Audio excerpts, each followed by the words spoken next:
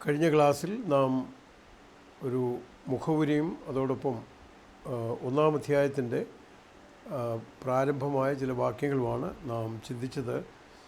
1 മുതൽ 12 വരെയുള്ള വാക്യങ്ങളെക്കുറിച്ച് നാം ചിന്തിച്ചു. തുടർന്ന് ഒന്നാം അധ്യായത്തിൽ കാണുന്ന പ്രധാനപ്പെട്ട ഒരു കാര്യം, കർത്താവിൻ്റെ സ്വർഗാരോഹണത്തിന് ശേഷം നമ്മൾ ചിന്തിച്ചു. കർത്താവ് ശിഷ്യന്മാരുടെ മധ്യത്തിൽ നിന്ന് ആരോഹണം ചെയ്തു.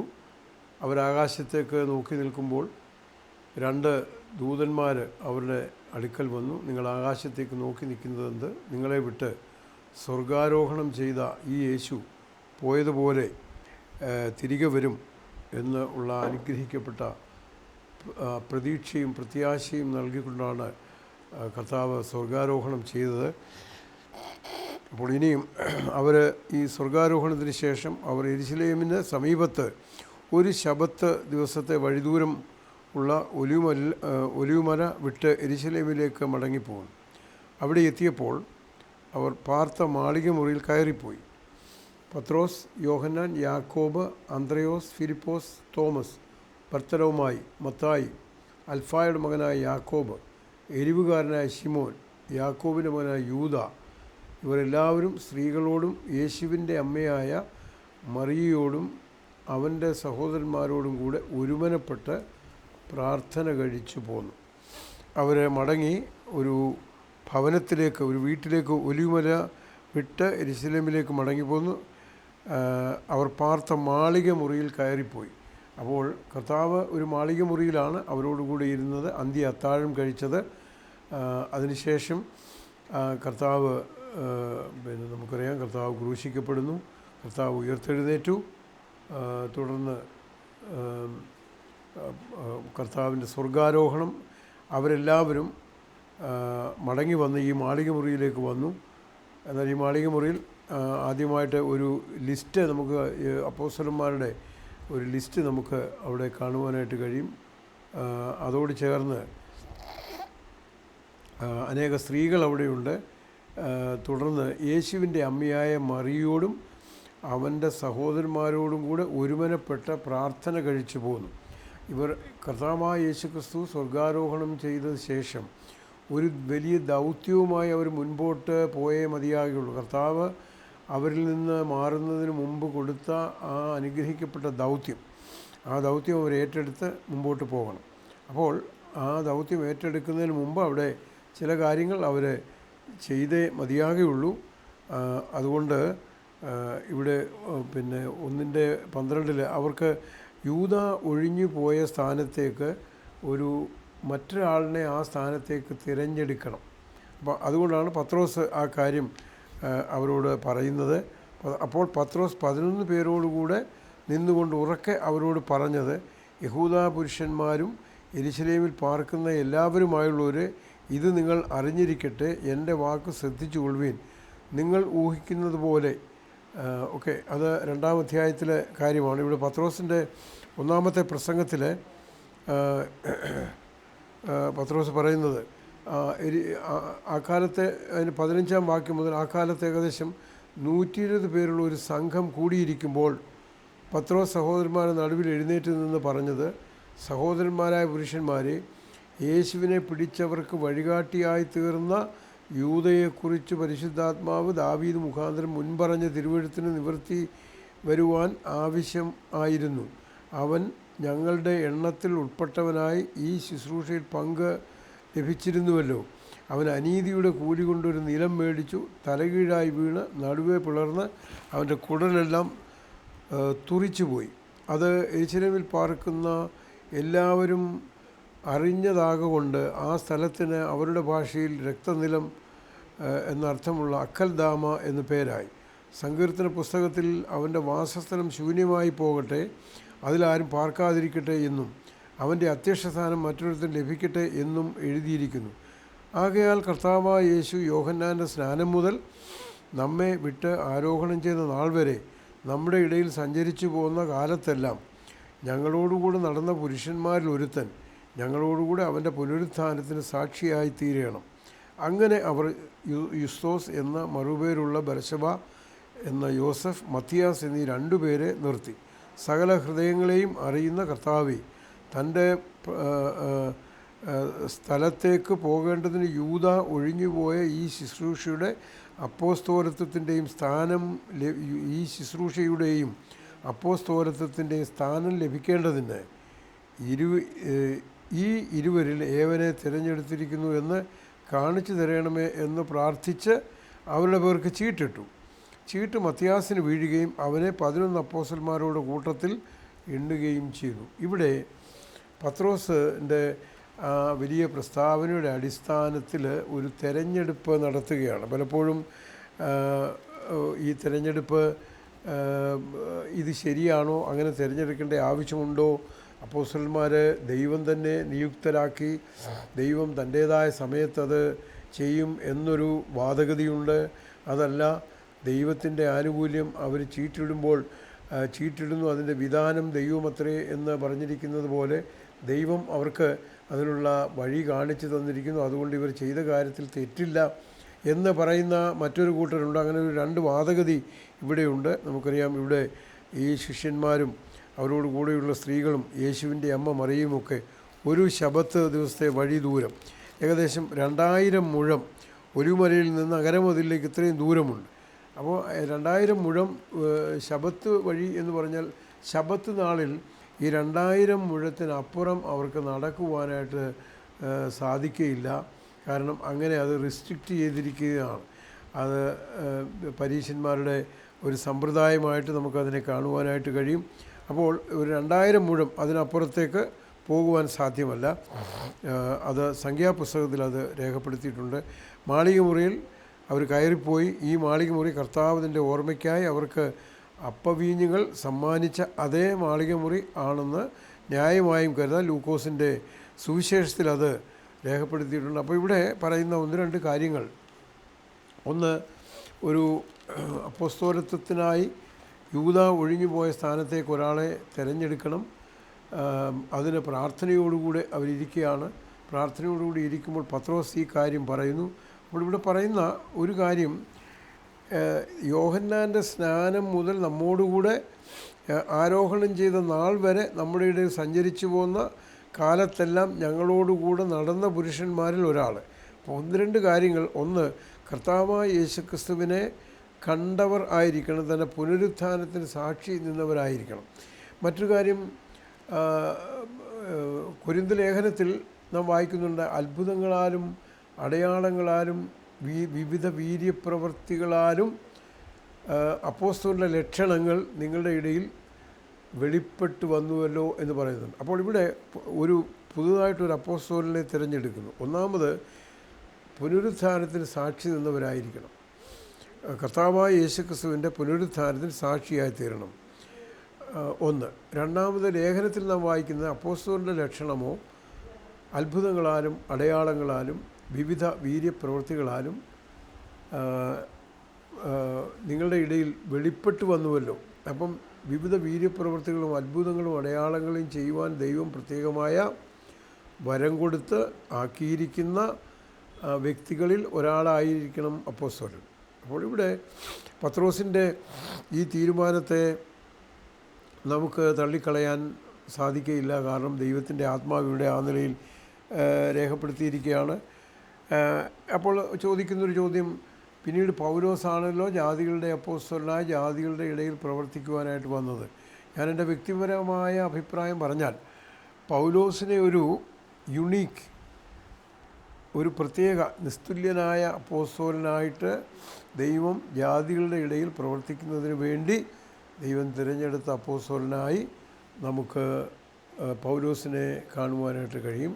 അതുകൊണ്ട് പത്രോസ് ഇപ്പോൾ തുടർന്നുള്ള പ്രവർത്തനങ്ങൾക്ക് അവരുടെ കൂട്ടത്തിൽ ഒരാൾ ആവശ്യമായതുകൊണ്ട് അവരുടെ തിരഞ്ഞെടുപ്പിനെ നമുക്ക് പ്രത്യേകിച്ച് കമൻ്റ് ചെയ്യുവാനോ അല്ലെങ്കിൽ അതിനെതിരായിട്ട് പറയുവാനോ നമുക്ക് സാധ്യമല്ല. അപ്പോസ്തലൻ ഇന്ന് ഒരു പ്രധാനപ്പെട്ട ചോദ്യമുണ്ട്, ഇന്ന് അപ്പോസ്തലന്മാരുണ്ടോ? അല്ലെങ്കിൽ അപ്പോസ്തലൻ എന്താണ്? അയക്കപ്പെട്ടവൻ എന്നാണ് ആ വാക്കിൻ്റെ അർത്ഥം. അപ്പോസ്തലോസ്, അയക്കപ്പെട്ടവൻ എന്ന് ഉള്ള ആ വാക്ക്. അയക്കപ്പെട്ടവർ എന്നുള്ള അർത്ഥത്തിൽ ഇന്നും അപ്പോസ്തലന്മാരുണ്ട്. അതിൻ്റെ മൗലിക അർത്ഥത്തിൽ നമുക്കവരെ കാണുവാനായിട്ട് സാധിക്കുകയില്ല. ഇന്ന് അപ്പോസ്തലന്മാരില്ല എന്ന് പറയുവാനായിട്ടുള്ള കാരണം എഫേസ് ലേഖനത്തിൽ അപ്പോസ്തലന്മാരും പ്രവാചകന്മാരും എന്ന അടിസ്ഥാനത്തിന്മേൽ ഈ ക്രിസ്തുയേശു തന്നെ മൂലക്കല്ലായിരിക്കെ അവൻ നിങ്ങളെ അപ്പോസ്തലന്മാരും പ്രവാചകന്മാരും എന്ന അടിസ്ഥാനത്തിന്മേലാണ് പണിതിരിക്കുന്നത്. അപ്പോൾ യേശുക്രിസ്തുവാണ് മൂലക്കല്ല്, അപ്പോസ്തലന്മാരും പ്രവാചകന്മാരും അതിൻ്റെ അടിസ്ഥാനക്കല്ലാണ്. എന്നാൽ ഇന്ന് അതിനോട് ചേർത്ത് വെച്ചിരിക്കുന്ന കല്ലുകളായിട്ട് നമ്മളെ പണിയുന്നുവെന്ന് പത്രോസിൻ്റെ ലേഖനം 2-ാം അധ്യായത്തിൽ അപ്പോൾ നമ്മൾ അതിനോട് ചേർത്ത് വെച്ച് പണിയുന്ന കല്ലുകളായിട്ട് ഇന്ന് ഓരോ വിശ്വാസിയെ നമുക്ക് കാണുവാൻ കഴിയും. അപ്പോൾ മൗലികമായ അർത്ഥത്തിൽ ഇന്ന് അപ്പോസ്തലൻ ഇല്ല എന്ന് വേണം പറയുവാൻ. കാരണം ഒന്നാമത് അപ്പോസ്തലൻ യേശുക്രിസ്തുവിൻ്റെ പുനരുത്ഥാനത്തിന് സാക്ഷിയായിരിക്കണം,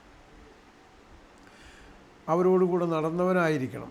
മറ്റൊന്ന് അത്ഭുതങ്ങളാലും അടയാളങ്ങളാലും വിവിധ വീര്യപ്രവൃത്തികളാലും നിങ്ങളുടെ ഇടയിൽ വെളിപ്പെട്ടു വന്നുവല്ലോ. അപ്പോൾ ഈ 2-3 ഗുണങ്ങളുണ്ടെങ്കിൽ മാത്രമേ ഒരാളെ അപ്പോസ്തലൻ എന്ന് വിളിക്കുവാനായിട്ട് സാധിക്കുകയുള്ളൂ. ഒരു ദൗത്യത്തിനായി അയക്കപ്പെട്ടയാളിനെ വാച്യാർത്ഥത്തിൽ അപ്പോസ്തലൻ എന്ന് വിളിക്കുവാനായിട്ട് സാധിക്കും, അത്രമാത്രമേ ഉള്ളൂ. അപ്പോൾ അവർ ചീട്ടിട്ടു. മത്യാസിനാണ് ചീട്ട് വീണത്.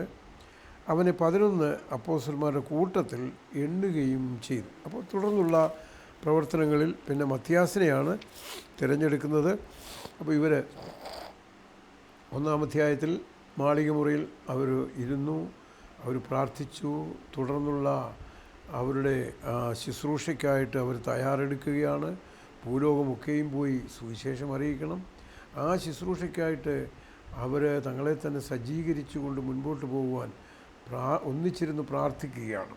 ഒരു കാര്യം ഞാനിങ്ങനെ പറയട്ടെ, നമ്മൾ ഈ കാര്യങ്ങൾ അപ്പോസ്തല പ്രവൃത്തിയിലെ മാതൃക നമുക്കെപ്പോഴും അനുകരണീയമാണ്.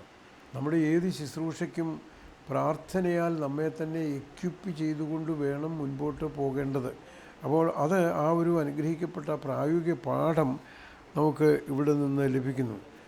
അപ്പോൾ ഇവിടെ അവർ പ്രാർത്ഥനയോടുകൂടി ഇരിക്കുമ്പോഴാണ് മത്യാസിനെ തിരഞ്ഞെടുക്കുന്നത്. അവർ ചീട്ടിട്ടു, മത്യാസിന് ചീട്ട് വീണു. അവരുടെ കൂട്ടത്തിൽ മത്യാസിനെ എണ്ണി അവർ മുൻപോട്ട് പോവുകയാണ്. ഇനിയും ഇവർ ശക്തി ലഭിച്ചിട്ട് അവരുടെ പ്രവർത്തനം തുടർന്ന് പോകണം എന്നുണ്ടെങ്കിൽ അവർക്ക് ശക്തി ലഭിക്കണം. ആ ശക്തി ലഭിക്കുന്നതോടുകൂടെ തന്നെ നമ്മുടെ കർത്താവ് യോഹന്നാൻ്റെ സുവിശേഷത്തിൽ പറഞ്ഞിരിക്കുന്നത് പോലെ പാപത്തെക്കുറിച്ചും നീതിയെക്കുറിച്ചും ന്യായവിധിയെക്കുറിച്ചും ബോധ്യം വരുത്തുവാൻ പരിശുദ്ധാത്മാവെന്ന കാര്യസ്ഥനെ ഞാൻ നിങ്ങളോട് കൂടെ അയക്കും. യേശുക്രിസ്തു ഭൂമിയിൽ നിന്ന് പോകും എന്ന് നേരത്തെ തന്നെ പറഞ്ഞിരുന്നു. ഞാൻ പോയാൽ ഞാൻ എൻ്റെ കാര്യസ്ഥനെ നിങ്ങളുടെ അടുക്കലേക്ക് അയക്കുമെന്ന് കർത്താവ് പറഞ്ഞു. ആ കാര്യസ്ഥൻ്റെ പ്രധാനമായ ജോലി പാപത്തെക്കുറിച്ചും നീതിയെക്കുറിച്ചും ന്യായവിധിയെക്കുറിച്ചും ബോധ്യം വരുത്തുക എന്നുള്ളതാണ് ആ കാര്യസ്ഥൻ്റെ പ്രധാനപ്പെട്ട ജോലി. അതിന്നും തുടർന്നുകൊണ്ടിരിക്കുന്നു. കാര്യസ്ഥൻ ഇപ്പോഴും ഭൂമിയിലുള്ളതുകൊണ്ട് അതിന്നും തുടർന്നുകൊണ്ടിരിക്കുന്നു. അനേകർ സുവിശേഷം കേൾക്കുമ്പോൾ അവരുടെ ഉള്ളിൽ പാപബോധമുണ്ടാകുവാൻ, അവരുടെ ഉള്ളിൽ നീതിബോധമുണ്ടാകുവാൻ, ന്യായവിധിയെക്കുറിച്ചുള്ള ആ ഭയങ്കരമായ ചിന്ത അവരുടെ ഉള്ളിലുണ്ടാകുവാൻ, ഇതൊക്കെ പരിശുദ്ധാത്മാവിൻ്റെ പ്രവർത്തനമാണ്. അപ്പോൾ അതിനുവേണ്ടി അവർ കാത്തിരിക്കുകയാണ്, പ്രാർത്ഥിക്കുകയാണ്. പിന്നീട് പ്രധാനപ്പെട്ട ഒരു ദൗത്യം, ഒരു തെരഞ്ഞെടുപ്പ് അവർക്ക് ആവശ്യമായിരുന്നു. ആ തെരഞ്ഞെടുപ്പ് അവർ നടത്തി. അങ്ങനെ മത്യാസിന് ചീട്ട് വീണു. ഒരു പുതിയ അപ്പോസ്തലനായിട്ട് മത്യാസ് മാറുന്നു. അപ്പോൾ എന്നാൽ ഈ മത്യാസിനെ കുറിച്ച് പുതിയ നിയമത്തിൽ കൂടുതലൊന്നും പറഞ്ഞിട്ടില്ല എന്ന് നമുക്കറിയാം. കൂടുതൽ പറയാത്തത് കൊണ്ട് അദ്ദേഹം അപ്പോസ്തലനല്ല എന്ന് നമുക്ക് പറയുവാനായിട്ട് സാധ്യമല്ല. എന്നാൽ അദ്ദേഹം തീർച്ചയായിട്ടും അപ്പോസ്തലൻ തന്നെയാണ്. എന്നാൽ തൻ്റെ പ്രവർത്തനങ്ങൾ കൂടുതൽ അപ്പോസ്തല പ്രവൃത്തിയിൽ രേഖപ്പെടുത്തിയിട്ടില്ല എന്ന് കാണുവാനായിട്ട് കഴിയും. തുടർന്ന് 2-ാം അധ്യായത്തിൽ പരിശുദ്ധാത്മാവിൻ്റെ അവരോഹണമാണ് നമുക്ക് കാണുവാനായിട്ട് കഴിയുന്നത്. പ്രവർത്തനങ്ങളും ഇവിടെ 2-ാം അധ്യായത്തിൽ പെന്തക്കോസ്ത് നാൾ വന്നപ്പോൾ എല്ലാവരും പെന്തക്കോസ്ത് നാളിൽ ഉണ്ടായ ഒരു സുപ്രധാനമായ സംഭവമാണ് ഇവിടെ വിവരിക്കുന്നത്. പെന്തക്കോസ്ത് എന്നതിന് ഗ്രീക്ക് ഭാഷയിൽ 50-ാം ദിവസം എന്ന് മാത്രമേ അതിന് അർത്ഥമുള്ളൂ. ഗ്രീക്ക് സംസാരിക്കുന്ന യഹൂദന്മാരായതുകൊണ്ട് പഴയ നിയമത്തിലെ വാരോത്സവത്തിന് ഈ പേര് നൽകിയിരിക്കും. പുറപ്പാട് പുസ്തകം 34:22 ആ പഴയ നിയമത്തിലെ വാരോത്സവത്തിന് ഈ പെന്തക്കോസ്ത് ഉത്സവം എന്ന് അതിന് പേര് കൊടുത്തിട്ടുണ്ട്. സംഖ്യാപുസ്തകം 28-ന്റെ 26-ാം വാക്യത്തിലും അതുപോലെ 16-ാം വാക്യത്തിലും പെസഹ പെരുന്നാൾ കഴിഞ്ഞ് 50-ാം ദിവസമാണ് ഈ പെരുന്നാൾ വന്നത്. ആവർത്തന പുസ്തകം 16-ന്റെ 9, അതിൻ്റെ 19, 9, 10 വാക്യങ്ങൾ. ആവർത്തന പുസ്തകം 16-ന്റെ 9, 10 വാക്യങ്ങൾ നമുക്ക് ഒന്ന് വായിക്കാം. ആവർത്തനം 16-ന്റെ 9, 10 വാക്യങ്ങൾ.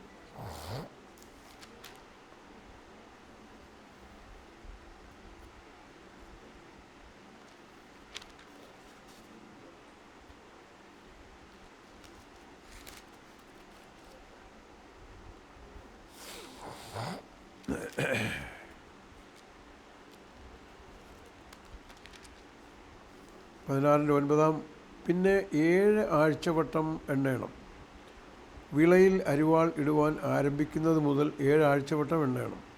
എന്നിട്ട് നിൻ്റെ ദൈവമായ യഹോവയ്ക്ക് വാരോത്സവം ആചരിച്ച് നിൻ്റെ ദൈവമായ യഹോവ നിന്നെ അനുഗ്രഹിച്ചതിനും തക്കവണ്ണം നിൻ്റെ സ്വമേധാദാനങ്ങൾ അവന് അർപ്പിക്കണം.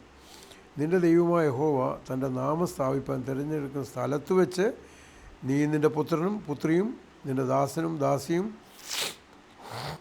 നിൻ്റെ പട്ടണങ്ങളിലുള്ള ലേവ്യനും നിൻ്റെ ഇടയിലുള്ള പരദേശിയും അനാഥനും വിധവയും നിൻ്റെ ദൈവമായ യഹോവയുടെ സന്നിധിയിൽ സന്തോഷിക്കണം. അപ്പോൾ ഇത് ആദ്യഫലക്കറ്റയുടെ പെരുന്നാൾ മുതൽ 50-ാം ദിവസം ഇല്ല 6 ദിവസം പുളിപ്പില്ലാത്ത അപ്പം തിന്നണം. 7-ാം ദിവസം നിൻ്റെ ദൈവമായ യഹോവയ്ക്ക് സഭായോഗം ആയിരിക്കും. അപ്പോൾ പെസഹ മുതൽ എണ്ണി 50-ാം ദിവസം ആണ് ഈ വാരോത്സവം ആചരിക്കുന്നത്.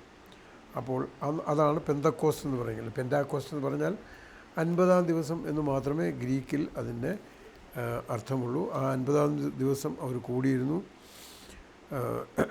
പിന്നീട് പുതിയ നിയമത്തിൽ പെന്തക്കോസ്ത് എന്ന പദം 3 പ്രാവശ്യം കാണുന്നു. 2-ാം അധ്യായത്തിൻ്റെ 1, അതുപോലെ അതിൻ്റെ 20-ാം വാക്യം. 2-ാം അധ്യായത്തിൻ്റെ 20-ാം വാക്യത്തിൽ കർത്താവിൻ്റെ വലുതും പ്രസിദ്ധവുമായ നാൾ വരും മുമ്പേ സൂര്യൻ ഇരുളായും ചന്ദ്രൻ രക്തമായി മാറിപ്പോകും. എന്നാൽ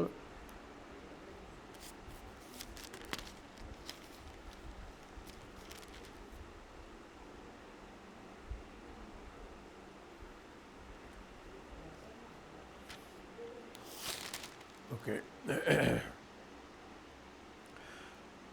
2-ാം അധ്യായത്തിൻ്റെ 1-ാം വാക്യത്തിൽ പെന്തക്കോസ്ത് നാൾ വന്നപ്പോൾ, മറ്റൊന്ന് 20-ാം അധ്യായത്തിൻ്റെ 16-ാം വാക്യം, 1 കൊരിന്ത്യർ 16-ന്റെ 8. ഈ 3 ഭാഗങ്ങളിലാണ് 20-ാം അധ്യായത്തിൻ്റെ 16-ാം വാക്യം.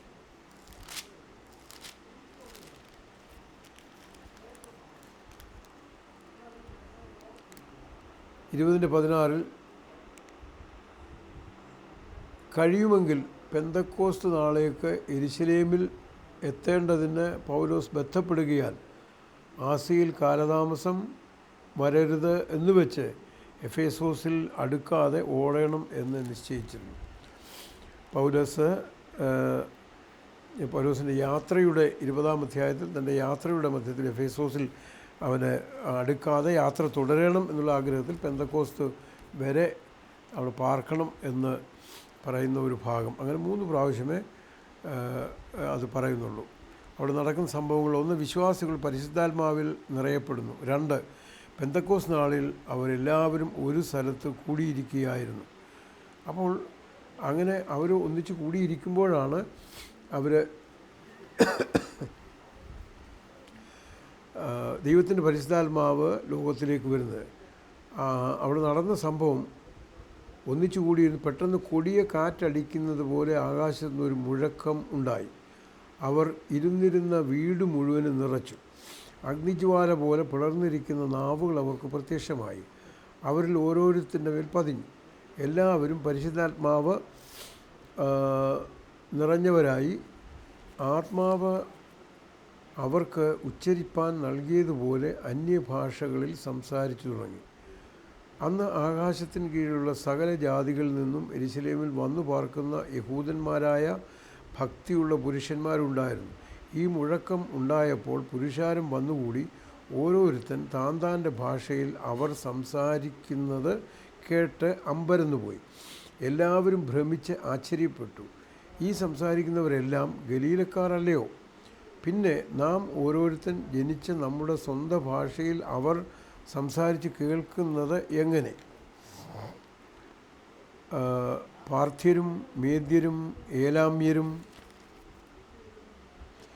മെസൊപ്പൊത്താമ്യയിലും യഹൂദ്യയിലും കപ്പദോക്യയിലും പൊന്തോസിലും ആസ്യയിലും ഫ്രൂഗ്യയിലും പംഫുല്യയിലും മിസ്രയീമിലും കുറേനയ്ക്കും ചേർന്ന് ലിബ്യ പ്രദേശങ്ങളിലും പാർക്കുന്നവരും റോമയിൽ നിന്ന് വന്നു പാർക്കുന്നവരും യഹൂദന്മാരും യഹൂദ മതാനുസാരികളും ക്രേത്യരും അറബിക്കാരുമായ നാം ഈ നമ്മുടെ ഭാഷയിൽ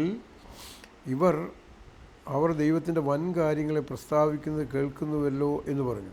എല്ലാവരും ഭ്രമിച്ചു, ചഞ്ചലിച്ചു. ഇതെന്തായിരിക്കുമെന്ന് തമ്മിൽ പറഞ്ഞു. ഇവർ പുതുവീഞ്ഞ് കുടിച്ചിരിക്കുന്നു എന്ന് മറ്റു ചിലർ പരിഹസിച്ചു പറഞ്ഞു. ഇവിടെ നടക്കുന്ന സംഭവം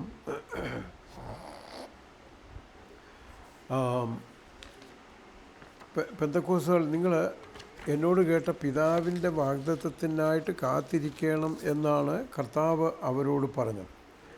അപ്പോൾ അതുകൊണ്ട് അവരവിടെ കാത്തിരുന്നു. കർത്താവിൻ്റെ സ്വർഗാരോഹണത്തിന് ശേഷം 120 പേര് കൂടുന്ന ഒരു സംഘമാണ് അവിടെ കാത്തിരുന്നത്. അപ്പോൾ ഇവിടെ നടന്നത് കർത്താവ് കൽപ്പിച്ചതുപോലെ ദൈവത്തിൻ്റെ പരിശുദ്ധാത്മാവിൻ്റെ ആരോഹണം ആണ് ഇവിടെ നമുക്ക് കാണുവാനായിട്ട് കഴിഞ്ഞത്. എല്ലാവരും പരിശുദ്ധാത്മാവിൽ നിറഞ്ഞു. അവർ പഠിച്ചിട്ടില്ലാത്ത ഭാഷകളിൽ സംസാരിക്കുവാൻ അവരെ പ്രാപ്തിപ്പെടുത്തി. അപ്പം അന്ന് അനേക സ്ഥലങ്ങളിൽ നിന്ന് പാർഥ്യരും മേദ്യരും ഏലാമ്യരും അറബിക്കാരും അങ്ങനെ അനേക സ്ഥലങ്ങളിൽ നിന്നുള്ള യഹൂദന്മാരും യഹൂദ മതാനുസാരികളും യഹൂദ മതത്തിലേക്ക് മറ്റ് മതത്തിൽ നിന്ന് ജാതികളിൽ നിന്ന് ചേർന്നവരായ ആളുകളെയാണ് യഹൂദ മതാനുസാരികൾ എന്ന് പറയുന്നത്. ഒരു കൊടിയ കാറ്റടിക്കുന്നത് പോലെയുള്ള ശബ്ദം, കാറ്റടിക്കുന്നത് പോലെയുള്ള മുഴക്കം അവർ കേട്ടു. ഇത് പരിശുദ്ധാത്മാവിൻ്റെ ശക്തിയെയും അവൻ്റെ വരവിൻ്റെ പൂർണ്ണതയെയും കാണിക്കുന്നു എന്ന് നമുക്കിവിടെ കാണുവാനായിട്ട് കഴിയും. അപ്പോൾ അവന് പെന്തക്കോസ്ത് നാളിലാണ് ഈ പ്രധാനപ്പെട്ട സംഭവം ഉണ്ടാകുന്നത്.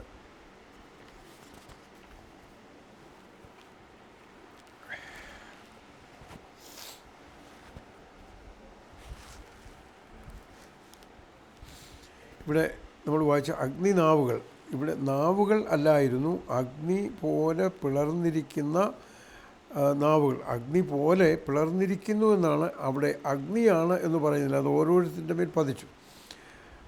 ഇവിടെ നാവുകൾ സംസാരത്തെയും അഗ്നി സുവിശേഷത്തിൻ്റെ ദഹിപ്പിക്കുന്ന വാക്കുകളെയും സൂചിപ്പിക്കുന്നുവെന്ന് ഒരു ദൈവദാസൻ പറയുന്നുണ്ട്.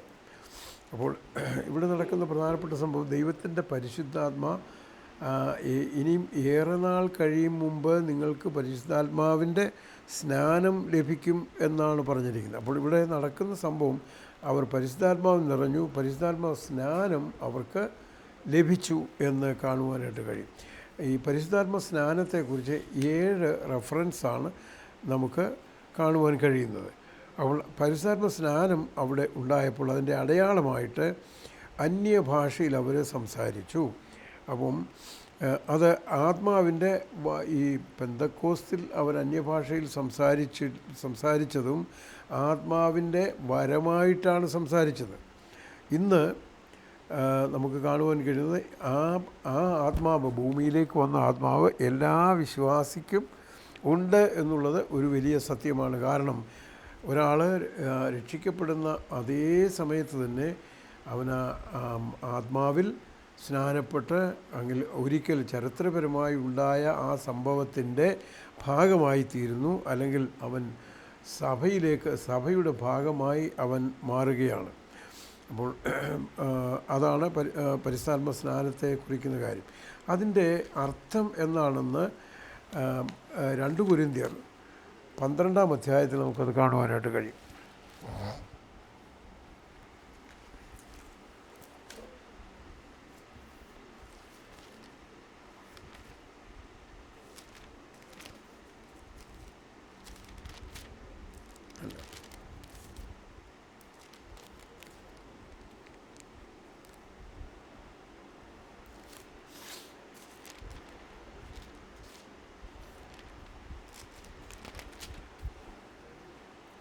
ഒന്ന് കൊരിന്ത്യർ 12-ാം അധ്യായത്തിൻ്റെ 13-ാം വാക്യത്തിൽ യഹൂദന്മാരോ യവനന്മാരോ ദാസന്മാരോ സ്വതന്ത്രന്മാരോ നാം എല്ലാവരും ഏക ശരീരമാകുമാറ് ഒരേ ആത്മാവിൽ സ്നാനമേറ്റും എല്ലാവരും ഒരേ ആത്മാവിനെ പാനം ചെയ്തും ഇരിക്കുന്നു. ശരീരം ഒരു അവയവമല്ല പലതത്രേ.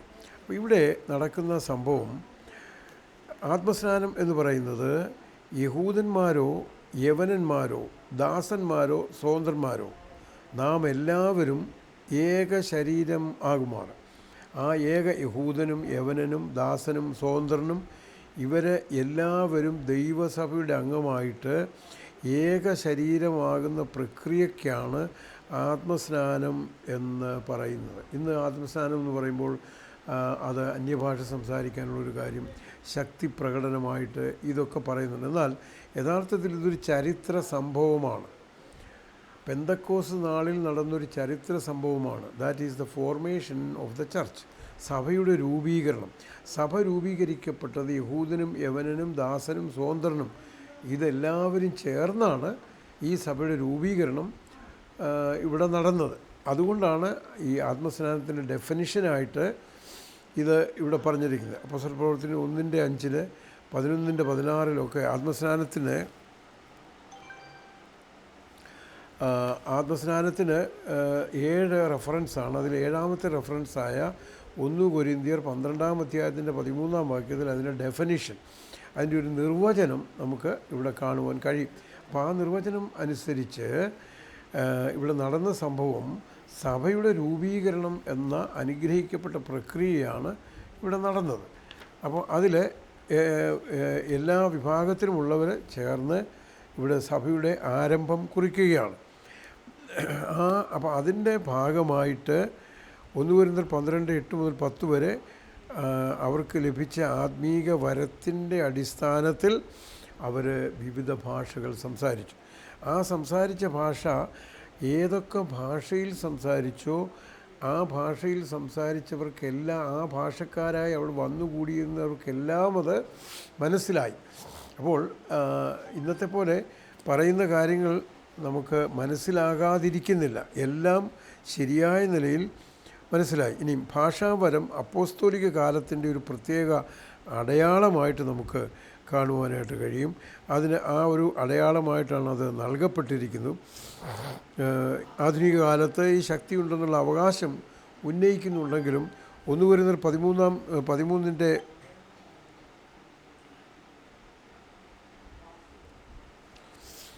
1 കൊരിന്ത്യർ 13-ാം അധ്യായത്തിൻ്റെ 8-ാം വാക്യത്തിൽ പറഞ്ഞിരിക്കുന്നത് പോലെ ഈ വരം ഇവിടെ നിന്നുപോയി എന്നാണ് പറഞ്ഞിരിക്കുന്നത്. അപ്പോൾ പെന്തക്കോസ് നാളിൽ സഭയുടെ രൂപീകരണത്തിന് വേണ്ടി ദൈവത്തിൻ്റെ പരിശുദ്ധാത്മാവിനെ ലോകത്തിലേക്ക് അയച്ച് സഭയുടെ രൂപീകരണം അവിടെ നടന്നു കഴിഞ്ഞു. പിന്നീട് അതിനോടനുബന്ധിച്ച് ഒരു കൃപാവരം എന്നുള്ള നിലയിൽ അന്യഭാഷ സംസാരിക്കുവാൻ ദൈവം അതിന് വരമുള്ളവരെ ദൈവം അതിന് അനുവദിച്ചു. 1 കൊരിന്ത്യർ 14-ാം അധ്യായത്തിൽ അവിടെ പറഞ്ഞിരിക്കുന്ന നിയമമുണ്ട്, ഏറിയാൽ 2-3 പേര് സംസാരിക്കണം, ഓരോരുത്തരായിട്ട് സംസാരിക്കണം, പിന്നെ വ്യാഖ്യാനി ഉണ്ടായിരിക്കണം. അതിൻ്റെ അവസാനമായിട്ട് പറയുന്നു സ്ത്രീ സഭയിൽ മിണ്ടാതിരിക്കട്ടെ. അപ്പോൾ 3-4 നിബന്ധനകളെങ്കിലും അനുസരിച്ച് വേണം ഈ ശുശ്രൂഷ നിർവഹിക്കുവാൻ. അതിന് വരമുള്ളവർ വേണം അത് നിർവഹിക്കേണ്ടത്. അത് ഓരോരുത്തരായിട്ട് പറയണം. ഒരു സഭയിൽ ദൈവത്തിൻ്റെ ആലോചനകൾ ശുശ്രൂഷിക്കുവാൻ ഏറിയാൽ 2-3 പേർ, ഓരോരുത്തരായിട്ട് സംസാരിക്കണം. ഇനി അങ്ങനെ സംസാരിക്കുന്നുവെങ്കിൽ വ്യാഖ്യാനം ഉണ്ടായിരിക്കണം. മറ്റുള്ളവർക്ക് മനസ്സിലാകണമെന്നുണ്ടെങ്കിൽ ഇത് ട്രാൻസ്ലേറ്റ് ചെയ്ത് കൊടുക്കണം. അങ്ങനെയുള്ള വ്യാഖ്യാനി അവിടെ ഉണ്ടായിരിക്കണം. പിന്നെ മാത്രമല്ല, സ്ത്രീ സഭയിൽ മിണ്ടാതിരിക്കട്ടെ എന്ന് ഇതിൻ്റെ ഭാഗമായിട്ടാണ് പറയുന്നത്. അപ്പോൾ ഇത് സ്ത്രീകൾ ഇത് പറഞ്ഞ് ദൈവിക ആലോചന സഭയുടെ മധ്യത്തിൽ പറയുവാൻ ദൈവം അനുവദിച്ചിരുന്നില്ല എന്നുള്ളൊരു വസ്തുതയും നമുക്കിത് ഇവിടെ കാണുവാനായിട്ട് സാധിക്കും. അപ്പോൾ ഇതിൻ്റെ ഭാഗമായിട്ട് ദൈവത്തിൻ്റെ പരിശുദ്ധാത്മാവിൻ്റെ സഹായത്താൽ കൃപാവരം ഉള്ളവർ പിന്നെ പിൽക്കാലത്ത് അത് സംസാരിച്ചു കൊണ്ടിരുന്നു. എന്നാൽ 1 കൊരിന്ത്യർ 13:8 നാം വായിക്കുമ്പോൾ അത് നിന്നുപോയി എന്നവിടെ പറയുന്നുമുണ്ട്. അതിനെക്കുറിച്ച് ഈ കാര്യം നാം പഠിച്ചു വരുമ്പോൾ ഇതിനെക്കുറിച്ചുള്ള കാര്യങ്ങൾ അല്പം കൂടെ ദീർഘമായിട്ട് വിശദമായിട്ട് നമുക്ക് പിന്നീട് ചിന്തിക്കാവുന്നതാണ്. അപ്പോൾ ഈ വസ്തുത കണ്ടിട്ട് എല്ലാവരും, ഈ അനേക സ്ഥലങ്ങളിൽ നിന്ന് വന്നു പാർക്കുന്നവരെല്ലാവരും ഭ്രമിച്ചു. തമ്മിൽ ഇവർ ഇതെന്തായിരിക്കും എന്ന് പറഞ്ഞു. അപ്പോൾ അവർക്ക് പഴയ നിയമത്തിൽ അറിയാവുന്ന യോവേൽ പ്രവചനത്തിൽ പറഞ്ഞ അന്ത്യകാലത്ത് ഞാൻ സകല ജഡത്തിന്മേലും എൻ്റെ ആത്മാവിനെ പകരും എന്ന് പറഞ്ഞിരിക്കുന്നതിൻ്റെ നിവൃത്തിയായിരിക്കുമോ ഇതെന്ന് അവർ ചഞ്ചലിച്ച് അവർ പറയുകയാണ്. അതിൻ്റെ നിവൃത്തിയാണ് ഇതെന്ന് പറയുന്നില്ല, അതായിരിക്കുമോ എന്ന് അവർക്ക് സംശയമുണ്ടായി. കാരണം അങ്ങനൊരു ഒരു ഭയങ്കര കാര്യമാണല്ലോ ഇവിടെ നടന്നത്. അപ്പോൾ ഇവിടെ യഥാർത്ഥത്തിൽ ഈ ആത്മസ്നാനത്തോടുകൂടി നടന്ന ഏറ്റവും വലിയൊരു കാര്യം സഭയുടെ രൂപീകരണം കൂടിയാണ്. കർത്താവ് ഫിലിപ്പിൻ്റെ കൈസരിയിൽ വെച്ച് തൻ്റെ ശിഷ്യന്മാരോട് പറഞ്ഞു, ഞാൻ ഈ പാറമേൽ ഞാൻ എൻ്റെ സഭയെ പണിയും. പത്രോസ് ഒരു സ്റ്റേറ്റ്മെൻറ്റ് പറഞ്ഞു, നീ ജീവനുള്ള ദൈവത്തിൻ്റെ പുത്രനാണ് എന്ന് പറഞ്ഞപ്പോൾ പത്രോസ് പറഞ്ഞു, ബറിയോന ശിമോനെ, മാംസരക്തങ്ങളല്ല നിനക്കിത് കാണിച്ചു തന്നത്, ജീവനുള്ള ദൈവമാണ് നിനക്ക് ഈ ആലോചന തന്നതെന്ന് പറഞ്ഞിട്ട് കർത്താവ് പറയുകയാണ്, അപ്പോൾ this rock I will build my church. നീ ജീവനുള്ള ദൈവത്തിൻ്റെ പുത്രൻ എന്ന് പറഞ്ഞല്ലോ, അതിൽ ആ പാറമേൽ ഞാൻ എൻ്റെ സഭയെ പണിയും എന്ന് കർത്താവ് പറഞ്ഞു. അപ്പോൾ ഇവിടെ സഭയുടെ രൂപീകരണം കൂടിയാണ് അവിടെ നടന്നത്. അപ്പോൾ ആത്മസ്നാനം മൂലം ഒരു ശരീരമായി, ഒരു ശരീരത്തിൻ്റെ നിർമ്മിതി. 1 കൊരിന്ത്യർ 12:13 ആത്മസ്നാനത്തിൻ്റെ ആദ്യ സംഭവത്തോടെ സഭയുടെ പ്രോദ്ഘാടനം നടന്നു എന്ന് നമുക്ക് ന്യായമായും ചിന്തിക്കാവുന്ന കാര്യമാണ്. ഒരു സഭ അവിടെ നിലവിൽ വന്നു. തുടർന്ന് സഭയുടെ ആരംഭം കുറിച്ചു. പെന്തക്കോസ് നാളിലാണ് താഴെ പറയുന്ന വസ്തുതകൾ അതിന് ഉപോത്ബലകമായിട്ട് സംഭവിക്കുന്നത്. സഭയുടെ സ്ഥാപനം, സഭയുടെ ഇനിയും ഭാവിയിൽ നടക്കുവാൻ പോകുന്നത് ആണെന്ന് പറഞ്ഞു. അതവിടെ നടന്നു കഴിഞ്ഞു. അപ്പോൾ ക്രിസ്തു കാൽവറിയിൽ ചൊരിഞ്ഞ രക്തത്താൽ പാപം കഴുകപ്പെട്ടവരായി ക്രിസ്തുവിൽ വിശ്വസിക്കുന്ന സകല ദൈവമക്കളും അവർ രക്ഷിക്കപ്പെടുമ്പോൾ തന്നെ സഭയുടെ അംഗങ്ങളായിട്ട് മാറുന്നു. ക്രിസ്തു മരിച്ചവരിൽ നിന്ന് ഉയർത്തെഴുന്നേറ്റതിലൂടെയാണ് സഭയ്ക്ക് പുനരുത്ഥാന ജീവൻ ലഭിച്ചിരിക്കുന്നത്. തന്മൂലം ക്രിസ്തുവിൻ്റെ ഉയർത്തെഴുന്നേൽപ്പിന് മുൻപ് സഭയുണ്ടാകുവാൻ സാധ്യമല്ല. ഇന്ന് പലരും നേരത്തെ തന്നെ ക്രിസ്തുവിൻ്റെ ക്രൂശുമരണത്തിന് മുമ്പ് തന്നെ സഭയുണ്ടായിരുന്നു എന്ന് വാദിക്കുന്നവരുണ്ട്. എന്നാൽ ക്രിസ്തുവിൻ്റെ മരണം അടക്കം പുനരുത്ഥാനം ഇതിൽ അധിഷ്ഠിതമാണ് സഭ. അതുകൊണ്ട് അതിനു മുൻപ് സഭയുണ്ടാകുവാനായിട്ട് സാധിക്കത്തില്ല. എന്നാൽ പിന്നീട് ആ സഭയുടെ മുൻപോട്ടുള്ള പോക്ക്, അതിൻ്റെ വികാസം, പരിണാമം, അതിൻ്റെ വികസനം, പുരോഗതി, ഇതെല്ലാം നമുക്ക് കാണുവാനായിട്ട് കഴിയും. തുടർന്ന് അപ്പോൾ പത്രോസ് 11 പേരോടുകൂടെ നിന്നുകൊണ്ട് ഉറക്കെ അവരോട് പറഞ്ഞത്, യഹൂദാ പുരുഷന്മാരും യെരുശലേമിൽ പാർക്കുന്ന എല്ലാവരുമായുള്ളവർ, ഇത് നിങ്ങൾ അറിഞ്ഞിരിക്കട്ടെ, എൻ്റെ വാക്ക് ശ്രദ്ധിച്ചുകൊള്ളുവിൻ. നിങ്ങൾ ഊഹിക്കുന്നത് പോലെ ഇവർ ലഹരി പിടിച്ചവരല്ല. എന്നാൽ ഇന്ന് പകൽ 3 മണി നേരമേ ആയിട്ടുള്ളൂവല്ലോ. ഇത് യോവേൽ പ്രവാചകൻ പ്രവചിച്ച അതേപോലെ ഒരു സംഭവമാണ് ഇവിടെ നടന്നിരിക്കുന്നതെന്നാണ് പത്രോസ് അവരോട് പറഞ്ഞത്.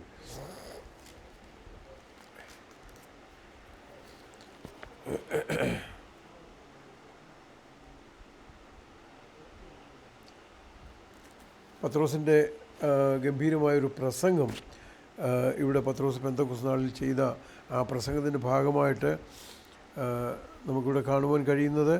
അവൻ്റെ വാക്ക് കൈക്കൊണ്ടവർ, പത്രോസിൻ്റെ ഗംഭീരമായ പ്രസംഗത്തിൽ നിങ്ങൾ ഇത് കേട്ടിട്ട് അവരുടെ ഹൃദയത്തിൽ കുത്തുകൊണ്ടു. പത്രോസിനോടും ശേഷം അപ്പോസ്തലന്മാരോടും, സഹോദരന്മാരായ പുരുഷന്മാരെ, ഞങ്ങൾ എന്ത് ചെയ്യേണ്ടു എന്ന് ചോദിച്ചു. പത്രോസ് അവരോട്, നിങ്ങൾ മാനസാന്തരപ്പെട്ട് നിങ്ങളുടെ പാപങ്ങളുടെ മോചനത്തിനായി ഓരോരുത്തൻ യേശുക്രിസ്തുവിൻ്റെ നാമത്തിൽ സ്നാനമേൽപ്പീൻ, എന്നാൽ പരിശുദ്ധാത്മാവെന്ന ദാനം ലഭിക്കും. വാഗ്ദത്തം നിങ്ങൾക്കും നിങ്ങളുടെ മക്കൾക്കും നമ്മുടെ ദൈവമായ കർത്താവ് വിളിച്ചു വരുന്ന ദൂരസ്ഥന്മാരായ എല്ലാവർക്കും ഉള്ളതല്ലോ എന്ന് പറഞ്ഞു. മറ്റു പല വാക്കുകളാലും അവൻ സാക്ഷ്യം പറഞ്ഞ് അവരെ പ്രബോധിപ്പിച്ചു. ഈ വക്രതയുള്ള തലമുറയിൽ നിന്ന് രക്ഷിക്കപ്പെടുവീൻ എന്ന് പറഞ്ഞു. അപ്പോൾ പത്രോസിൻ്റെ പ്രസംഗത്തിൻ്റെ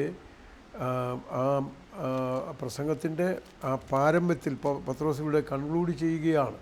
നിങ്ങൾ മാനസാന്തരപ്പെടണം, നിങ്ങൾ രക്ഷിക്കപ്പെടണം, പാപങ്ങളെ ഏറ്റുപറയണം. പത്രോസ് കർത്താവായ യേശുക്രിസ്തുവിനെ മശിഹയായി ലോകത്തിലേക്ക് അയച്ചത് മനുഷ്യവർഗത്തിൻ്റെ പാപത്തിൻ്റെ പരിഹാരത്തിന് വേണ്ടിയാണ് എന്ന് പത്രോസ് പഴയ നിയമത്തിലെ ഭാഗങ്ങളെ ഉദ്ധരിച്ചുകൊണ്ട് പത്രോസ് നടത്തിയ ഗംഭീരമായ പ്രസംഗം അതവരുടെ ഹൃദയത്തിൽ കുത്തുകൊണ്ടു. അവർ ഓരോരുത്തൻ ഞങ്ങൾ എന്ത് ചെയ്യണം, സഹോദരന്മാരായ പുരുഷന്മാരെ ഞങ്ങൾ എന്ത് ചെയ്യണമെന്ന് അവർ ചോദിച്ചു. അപ്പോൾ പത്രോസ് പറഞ്ഞത്, അവൻ സാക്ഷ്യം പറഞ്ഞ് അവരെ പ്രബോധിപ്പിച്ചു. ഈ വക്രതയുള്ള തലമുറയിൽ നിന്ന് രക്ഷിക്കപ്പെടുവിനെന്ന് പറഞ്ഞു. അവൻ്റെ വാക്ക് കൈക്കൊണ്ടവർ സ്നാനമേറ്റു. അന്ന് 3000-ഓളം പേർ അവരോട് ചേർന്നു.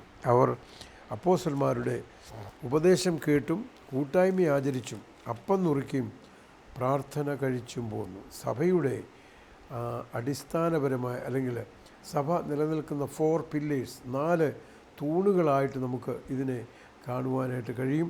പത്രോസിൻ്റെ പ്രസംഗം കേട്ടു. പ്രസംഗത്തിൽ അവരുടെ ഹൃദയത്തിൽ കുത്തുകൊണ്ടു. നിങ്ങൾ ക്രൂശിച്ച ഈ യേശുവിനെ എന്ന് പത്രോസ് പറഞ്ഞപ്പോൾ ഇത് കേട്ടിട്ട് അവർ ഹൃദയത്തിൽ കുത്തുകൊണ്ടു. പത്രോസിനോടും ശേഷം അപ്പോസ്തലന്മാരോടും, സഹോദരന്മാരായ പുരുഷന്മാരെ ഞങ്ങൾ എന്ത് ചെയ്യേണ്ടു എന്ന് ചോദിച്ചു. അതിന് ആണ് ശരിയായ മറുപടി പത്രോസ് പറഞ്ഞു. അവർ മാനസാന്തരപ്പെട്ടു. അവർ കർത്താവായ യേശുക്രിസ്തുവിനെ മശിഹയായിട്ട് ഏറ്റെടുത്തു. അന്ന് 3000 പേര് സ്നാനമേറ്റു എന്നാണ് പറയുന്നത്. അവർ സഭയോട് ചേർന്നു. അവർ 3000 പേര് അവരോട് ചേർന്നു, അല്ലെങ്കിൽ ദൈവസഭയോട് ചേർന്നു. നേരത്തെ തന്നെ അവർ സഭയുടെ ഭാഗമായല്ലോ. തുടർന്ന് അവർ ദൈവസഭയോട് ചേർന്നു. അപ്പോസ്തലന്മാരുടെ ഉപദേശം കേട്ടു, കൂട്ടായ്മ ആചരിച്ചു, അപ്പം നുറുക്കി പ്രാർത്ഥന കഴിച്ചും പോന്നു. അനുഗ്രഹിക്കപ്പെട്ട ആ കാര്യം അതിന്നും തുടർന്നുകൊണ്ടിരിക്കുന്നു. നമ്മുടെ കർത്താവ് വീണ്ടും വന്ന് തൻ്റെ സഭയെ ചേർക്കുവാനായിട്ട് വരുന്നത് വരെ ഈ പ്രക്രിയ തുടർന്നുകൊണ്ടിരിക്കും. അപ്പോൾ അതിലെ ഭാഗഭാക്കുകളാണ് നാം ഓരോരുത്തരും. ഈ സഭയുടെ ഉന്നമനത്തിന് വേണ്ടി പ്രവർത്തിക്കുക.